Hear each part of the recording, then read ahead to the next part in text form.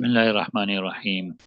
عن أبي هريرة رضي الله عنه رسول الله صلى الله عليه وسلم كان إذا أراد أن يدعو على أحد أو يدعو لأحد كانت بعد الركوع فلربما قال إذا قال سمع الله لمن حمده ربنا لك الحمد اللهم أنجي الوليد بن الوليد وسلمة بن هشام وإياش بن أبي ربيعة اللهم اشدد وطأك على مضر واجعلها سنين كسني يوسف يجهر بذلك وكان يقول في بعض الصلاة اللهم العن فلانا وفلانا لأحياء من العرب حتى أنزل الله تعالى ليس لك من الأمر شيء الآية متفق عليه. Now, Abu Hurairah said, Nabi Akram Sam, when he intended to make dua against anyone or make dua for somebody, you would make kunut after ruku. So sometimes he would say, when he would say, Sami Allah wa hamida rabbana lakal hamd, oh Allah, save Walid ibn Walid and Salm ibn Shab and Ayyash ibn Abi Rabia. Oh Allah, make severe your punishment on Mudar. Oh Allah, make it famine, like the famine of time of Yusuf alayhi salam. And you would say all, you'd make this dua loudly. And you would say in some of his salahs, oh Allah, curse so and so and so and so for tribes from the Arab until Allah Ta'ala revealed that there is nothing for you in the matter, right? You don't have a right in this matter, yeah. So some Sahaba Kiram, they were in the jails of the Mushrikeen and they were undergoing persecution. So Nabi Akram made dua for them. And some Arab tribes that were giving the Muslims a lot of harm. So Nabi Akram made dua against them. So you look at Walid ibn Walid, right? He was the brother of Hazrat Khalid ibn Walid, right? At the occasion of Badr, right? He was captured and by Hazrat Abdullah bin Jahsh radiallahu anhu. And then his brother Hazrat Khalid bin Walid and Hisham bin Walid, right? They both came and they paid 4,000 dirhams for his release. When he came to Makkah, he accepted Islam. So the people were upset with him that you accepted Islam and you wasted 4,000 dirhams. Was it 4,000? Let's just see quickly. Yeah, 4,000 dirhams, right? You should have just accepted Islam in Medina. So he said, I didn't feel it right to accept in Islam in Medina because the people will say that I accepted Islam out of to get out of captivity. And I didn't sincerely accept Islam, right?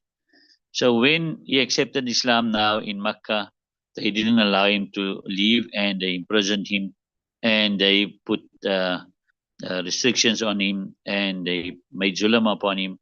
And then till he got a chance and he escaped, right? And he came to Medina. Salma bin Hisham is the other person mentioned in this hadith here, right? He is the brother of Abu Jahl. And he accepted Islam already from the beginning. The Kuffar of Makkah, they imprisoned him and also they oppressed him and tortured him. And then when he got a chance, he also escaped to Medina, right? Ayyash bin Abi Rabi'ah, he is the Akhyafi brother of Abu Jahl, sharing one mother, you understand? Also accepted Islam in the early stages and also he went to Habsha, he made hijrah to Habsha. And then he came to Medina. When Nabi Akram was in Medina, then Abu Jahl came to him and told him that your mother is worried about you and she taken a qasam that she won't go out into shade. She will not go into the shade until he doesn't come. You understand?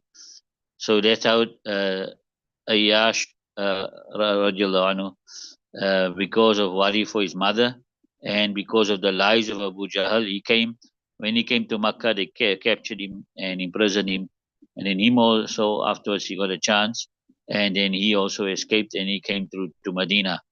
In the Battle of Tabuk, he was martyred. Right. Right. Then the other part there is that the people of Makkah, right? They also underwent famine because of this du'ayah, right? And they also had 7 years of famine, and to such an extent that they would eat the bones of their dead ones also. Right.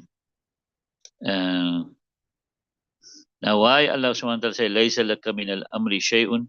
In other words, it is not, Nabi Akram was sent as a rahmat to mankind, and it is not appropriate for him to make bad dua for the people. Right. So Allama Tibi Rahmatullah says that if any incident happen or famine, etc., then a person can now make this dua kunut after the Farai Salas, right? So Ahnaf say only after the only when an incident happened do you make this dua kunut, right? وأن عاصم الأحول قال سألت أنس بن مالك عن القنوت في الصلاة كان قبل الركوع أو بعده؟ قال قبله. إنما كانت رسول الله صلى الله عليه وسلم بعد الركوع شهرا إنه كان بعث أناسا يقول لهم القراء 70 رجلا فأصيبوا فقالت رسول الله صلى الله عليه وسلم بعد الركوع شهرا يدعو عليهم. متفق عليه. Ibn Asim al-Ahwal, he said, I asked Anas ibn Malik about ruku in Salah. Is it before, about kunut in Salah? Is it before ruku or after it? So he said before it. He said, indeed, Nabi Akram made kunut after ruku for a month. Because he sent some people, they were called the Qurra, 70 men, then they were martyred, right? Then Nabi Akram made kunut after ruku for 1 month, making dua against those people who killed them, right? So this hadith here clearly shows that kunut after ruku is mansukh, right? And this is the mazhab of Imam Abu Hanifa rahmatullah alayh. So these Qurra, 70 Qurra, they were the Ashabi Sufa. And they used to learn Quran a lot, therefore they were called Qurra. However, they were also very, very poor, right? However, when the need arises or anything happened, then they will put themselves in front to go and fight or to go do whatever dini khidmat is necessary. In fact, some of them would go into the jungles in the day, collect wood, and then sell the wood and bring food for the other companions there at Ashabu Sufa. Right.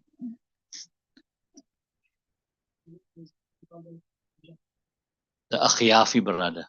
They shared one mother, different fathers. You understand it? Right. وعن ابن عباس رضي الله عنه قال كانت رسول الله صلى الله عليه وسلم شهرا متتابعا في الظهر والعصر والمغرب والعشاء وصلاة الصبح إذا قال سمع الله لمن حمد من الركعات الآخرة يدعو على أحياء من بني سليم على رعل وذكوان وأسية ويؤمن من خلفه. رواه أبو داود. Ibn Abbas said the Nabi made kunut for 1 month in succession in Zohar, Asr, Maghrib, Isha, and Fajr.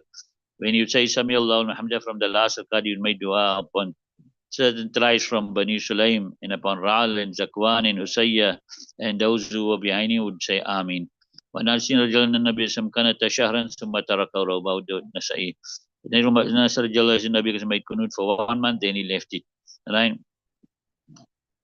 So most of the Ahli Ilm is saying this here, that the Dua kunut is neither mashru in the Fajr and nor in the Witr, right? And they take the lead from here. Right. Hazrat Imam Malik and Imam Shafi, rahmatullah, however, they say that the Dua kunut will be always read in the Fajr Salah. And in the remaining, then only in the other Salahs also, if there's a mishap or some difficulty afflicting the Ummah. Right. ونبي مالك الأشعري قال قلت لأبي يا أبتي إنك قد صليت خلف رسول الله صلى الله عليه وسلم وأبي بكر وعمر وعثمان وعلي ها هنا بالكوفة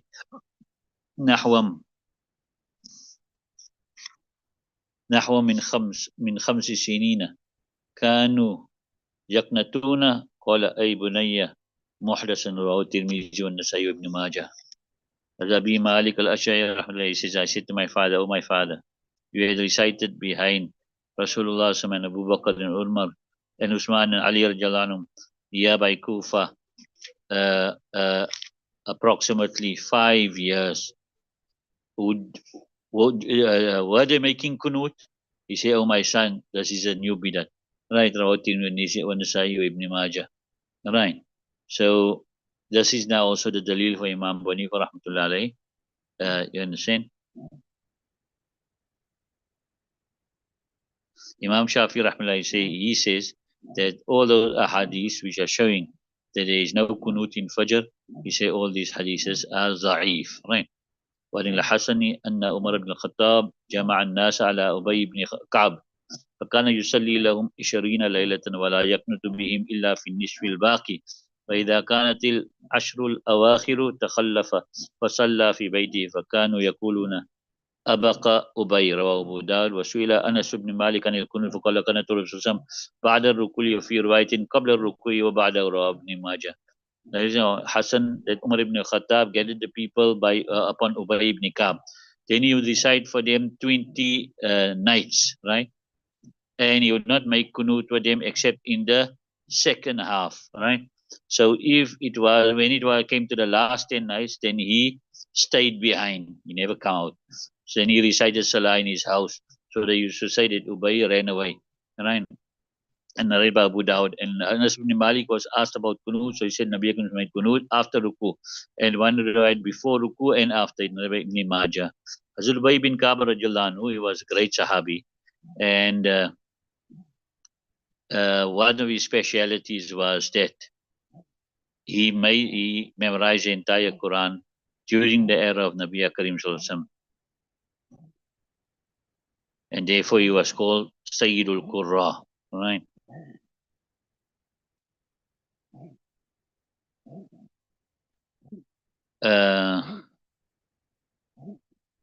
Now, the ulama Ahnaf, they say that initially, right, mutlaqan in kunut was legislated in witr, and because witr is throughout the year, therefore kunut will also be throughout the year in the witr, right?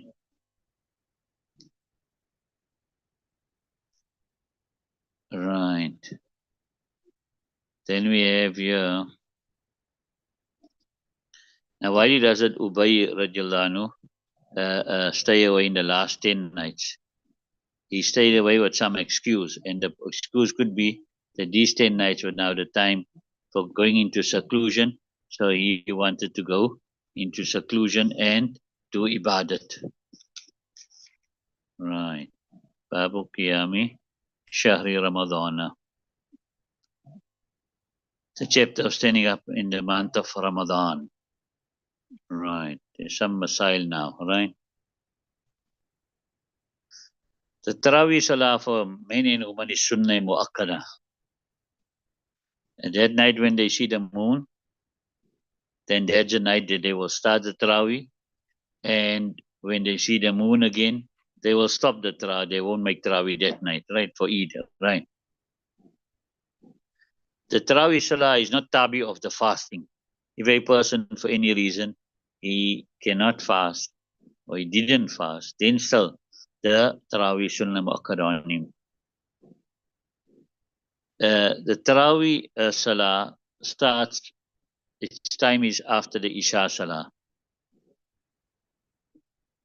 So if a person had read his Isha Salah, right, then he read his Tarawih Salah, then he comes to realize that his Isha Salah there was a mistake in which his Isha Salah was not valid, then he should repeat his Tarawih Salah.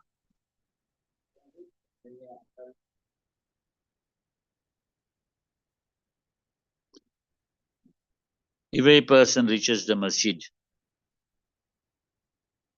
when the Isha Salah is completed already, then he should first read his Isha, then he joins for the Tarawih. If he missed some rakats, then he can read it after the witr. You got that? To make a khatam, one khatam in the Tarawih Salah is sunnah. And if the people are lazy, it shouldn't be left out. Yes, if you fear that if you're going to read the Quran make one khatam in the whole Tarawih Salah, the people will not come for Salah and the Jamaat will be broken. Then you rather read less. You understand it? Or you read Falam Tara Kaifa till the end.